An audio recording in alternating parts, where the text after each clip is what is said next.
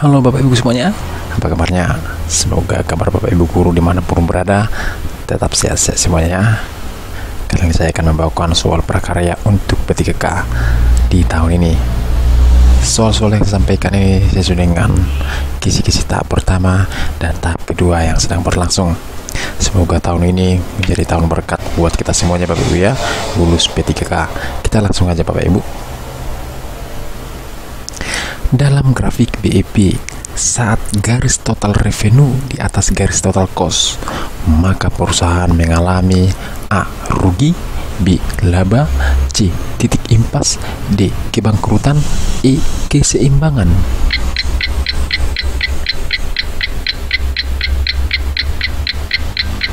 Jawabannya adalah B. laba. Kita lihat pembahasannya Bapak Ibu. Adapun fungsi atau tujuan perhitungan break-even point atau BEP sebagai berikut. Pengusaha mampu menentukan volume kapasitas produksi yang tersisa setelah BEP tercapai. Hal ini akan membantu perusahaan memproyeksikan laba maksimum. Pengusaha bisa menentukan langkah efisiensi kerja yang bisa dilakukan. Contohnya, mengurangi beban yang dianggap tidak perlu. Mengetahui perubahan nilai laba jika terjadi perubahan harga produk. Hal ini karena nilai BEP dengan harga produk dan laba memiliki hubungan linear.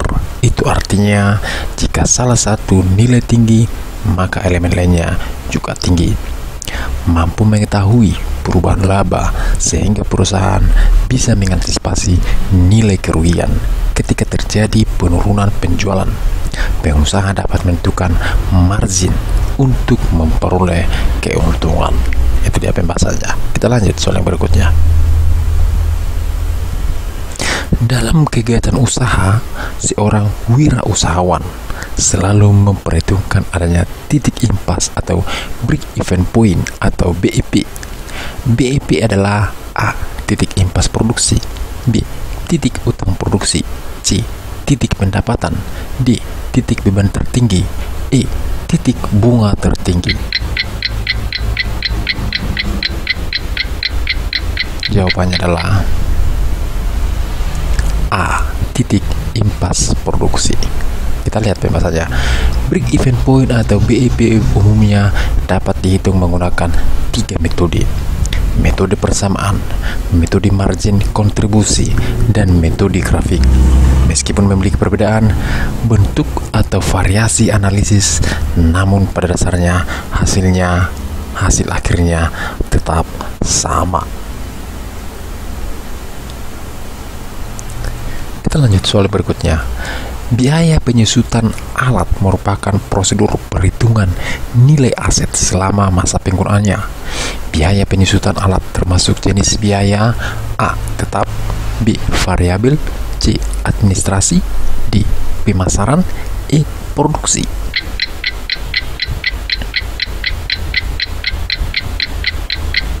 Jawabannya adalah E. produksi. Kita lihat pembahasannya. Secara umum, penyusutan dapat diartikan sebagai pengalokasian harga suatu aktiva tetap selama masa kegunaannya dengan metode tertentu. Jadi, timbulnya biaya penyusutan ini diakibatkan oleh berkurangnya manfaat suatu aktiva dari waktu ke waktu. Penyusutan tidak perlu terhadap aktiva tanah karena harganya yang terus naik setiap tahun. Pada akhir periode atau 1 tahun, akun aktiva tetap harus dicatat dalam jurnal penyesuaian akibat adanya penyusutan ini. Biayanya dihitung menggunakan metode tertentu, tetapi sebelum menentukan metode, faktor mendasar dalam perhitungan tersebut perlu dipahami terlebih dahulu. Kita lanjut soal berikutnya. Singkatan yang berupa gabungan huruf atau suku kata atau bagian lain yang ditulis dan dilafalkan sebagai kata yang wajar merupakan pengertian dari A. brand association, B. akronim, B. distribution channel, D. unique selling proportion, E. Target market.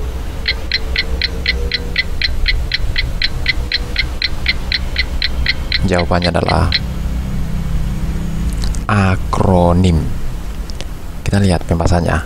Akronim dibuat supaya pembaca atau penutur tidak kesulitan dalam melafalkannya. Selain itu, pengguna akronim juga dapat menghemat penuturan kata. Artinya, kata yang harusnya diucapkan atau dituliskan panjang bisa diakronim menjadi lebih singkat, tetapi tetap mudah dibaca. Lanjut soal berikutnya.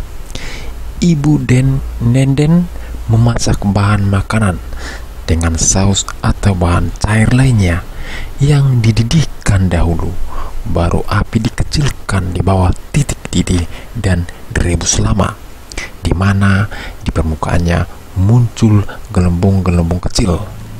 Teknik memasak yang dilakukan Ibu Nenden menggunakan teknik A. Boiling, B. Moist heat, C. Simmering, D. Poaching.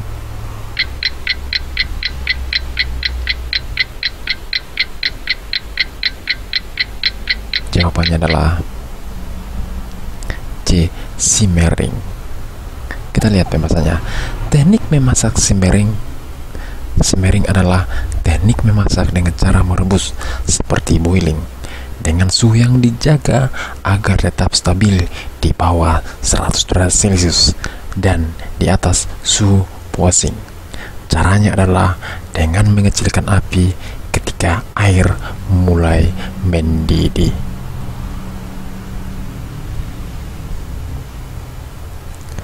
Suatu kegiatan mengubah bahan mentah menjadi bahan makanan siap konsumsi atau menjadi bahan setengah jadi dengan tujuan untuk meningkatkan kualitas dan memperpanjang masa simpan bahan pangan merupakan pengertian A. Pengolahan bahan pangan, B. Pengolahan buah-buahan, C. Pengolahan bahan makanan setengah jadi, D. Pengolahan bahan minuman.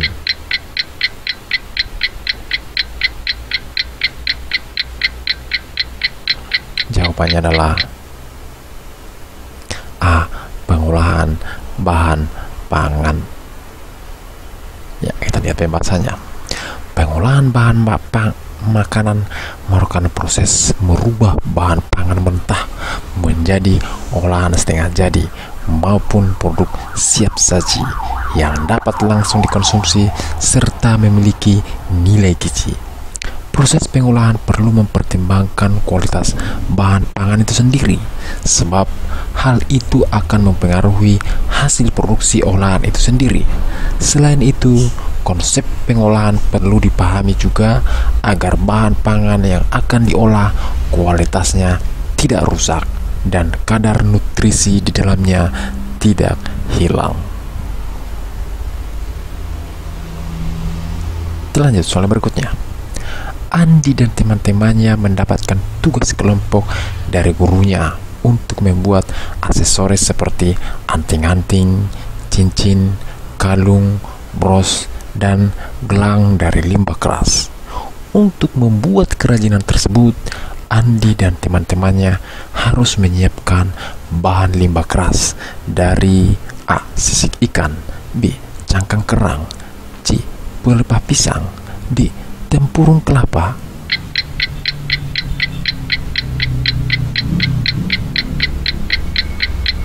Jawabannya adalah A. Sisik ikan. Kita lihat pembahasannya. Perairan Indonesia sangat kaya akan hasil lautnya, terutama ikan. Dari produk ikan dihasilkan limbah yang dimanfaatkan sebagai bahan dasar kerajinan.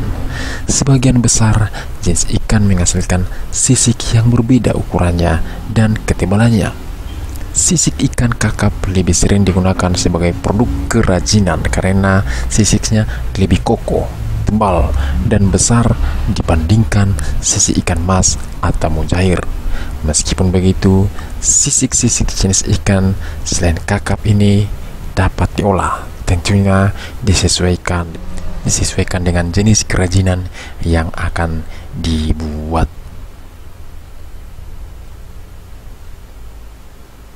Kita lanjut soal berikutnya. Dalam kehidupan sehari-hari, seringkali kita menemukan jenis bahan limbah keras organik yang bisa dijadikan sebagai karya kerajinan. Di antaranya adalah A.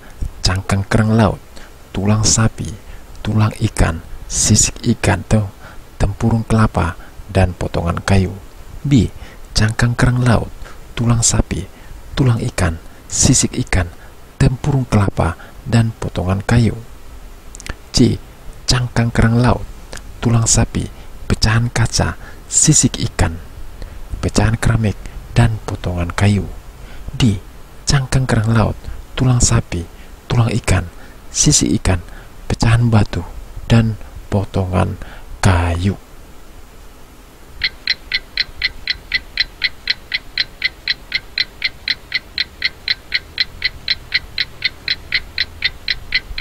Jawabannya adalah A, ya. Cangkang kerang laut, tulang sapi, tulang ikan, sisik ikan, tempurung kelapa, dan potongan kayu. Kita lanjut soal yang berikutnya. Yang punya peranan penting dalam usaha makanan cepat saji, selain rasa dan penyajian, kemasan akan menjadi daya tarik konsumen agar menjadi pelanggan lebih tertarik pada makanan yang kita sajikan adalah A. Warna makanan, B.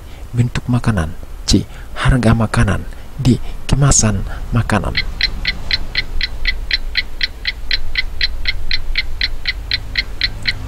Jawabannya adalah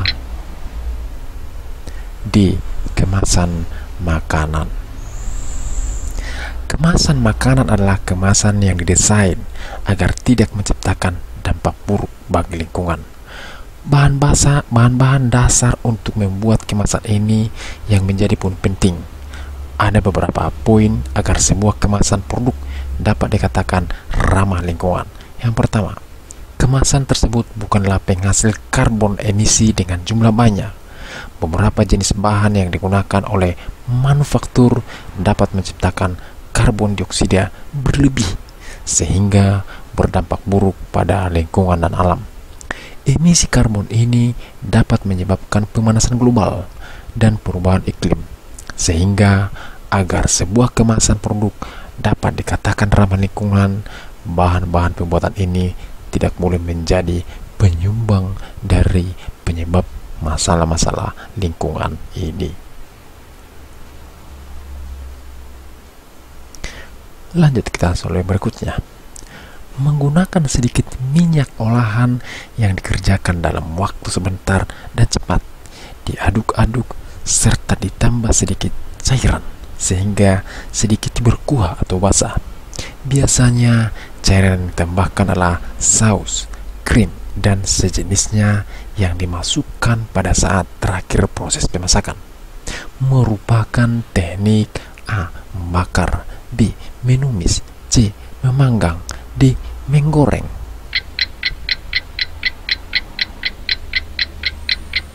Jawabannya adalah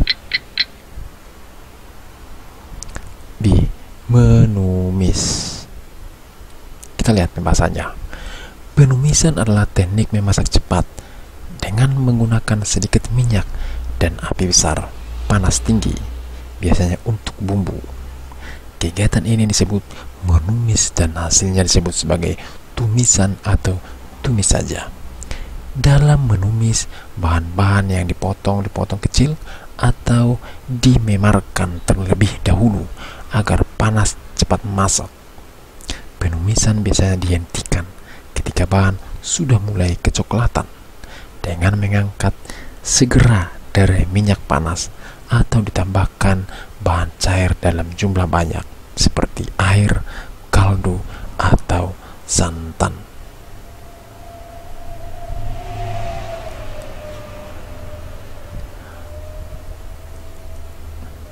Kita lanjut soal yang berikutnya. Anto tiap malam sulit sekali untuk tidur sehingga setiap berangkat ke sekolah selalu kesiangan. mengajak Anto untuk makan malam dengan sayuran, dan setelah makan sayuran tersebut ternyata mengandung unsur sedatif yang berfungsi sebagai obat tidur alami. Nama sayuran tersebut adalah A. pare, B. kecombrang, C. paprika, D. kangkung.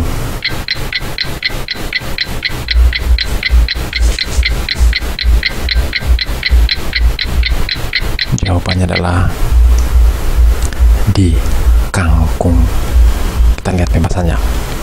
Unsur sedatif adalah unsur yang dapat memberikan tekanan aktivitas mental dan menurunkan respon terhadap rangsangan emosi sehingga dapat menenangkan, membuat yang konsumsi terlelap atau menjadi obat tidur. Kangkung adalah sayuran yang dapat ditanam dan dapat diolah sebagai makanan, dan kangkung memiliki banyak khasiat, diantaranya menjaga kesehatan mata karena mengandung banyak vitamin A yang mampu melindungi lapisan mata dari infeksi bakteri dan virus. Kangkung juga dapat dijadikan sebagai alternatif mencegah diabetes karena kandungan antioksidannya yang tinggi, mencegah dehidrasi karena dalam kangkung juga terdapat mineral yang dibutuhkan oleh tubuh. Ya, demikianlah soal-soal yang bisa saya sampaikan. Semoga bermanfaat buat Bapak Ibu guru semuanya. Semoga tahun ini menjadi tahun berkat dalam hal pelamaran P3K untuk kita semuanya. Sekian dan terima kasih.